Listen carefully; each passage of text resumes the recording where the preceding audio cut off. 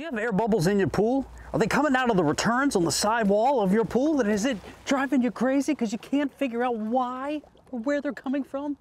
Well, the good news is that it's probably one of three things, and you can fix them yourself.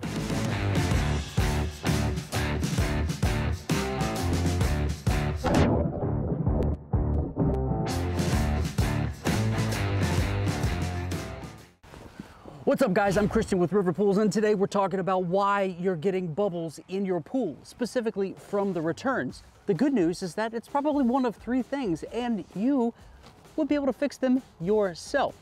So quick explanation. This is the pump. Actually, this is the pump itself. Right here, the motor, the pump, and on the front end is what's called the strainer pot. The strainer pot catches the things that your skimmer does not, okay? So you'll see leaves and other debris caught into here. But anyway, this whole unit is sucking water from your pool to strain it, to begin filtering it, send it to the filter so that clean water goes back to your pool. Well, we refer to this as the suction side of the pump. And the suction side of the pump is most likely where your problem is coming from, where air is entering your system.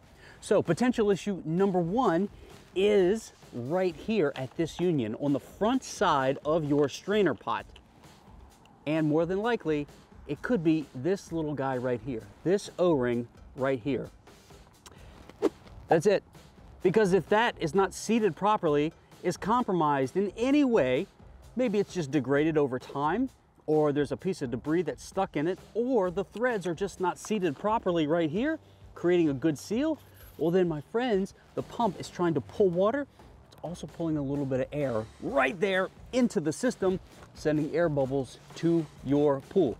So take that off, check your O-ring, reseat the threads and the O-ring, and make sure this is good and tight. Okay, potential problem number two would be the lid for your strainer pot. And my friends, what do you think is on the underside of this lid?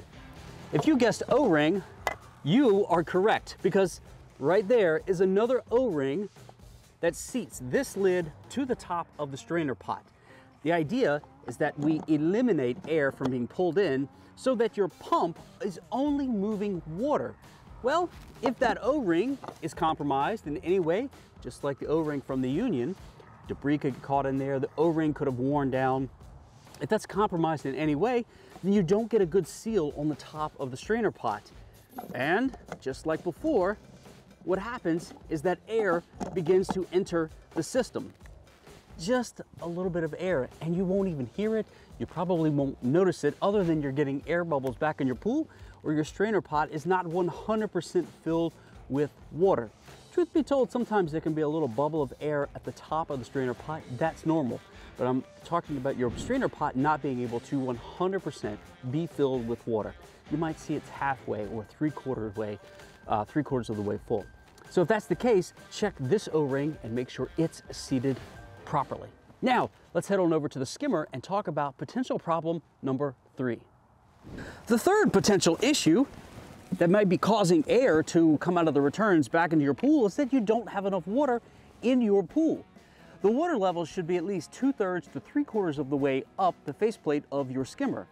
Now, what this allows the system to do is only have water pulled by the pump from the pool over to the filter system. We don't want to pull air into the system at this point. Now, we know how high the water should be from the outside, but if we look inside the skimmer itself, we can see the water is all the way up, and we do not have a vortex effect. We have a slight swirl going on, and if I put this leaf in intentionally, we can watch that leaf begin to rotate around.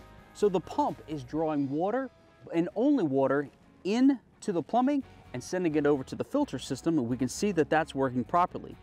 If there was too little water in your pool, you would actually see a little whirlpool effect going on, and a vortex would form, beginning to suck air down into the system. So the simple solution here, add water to your pool.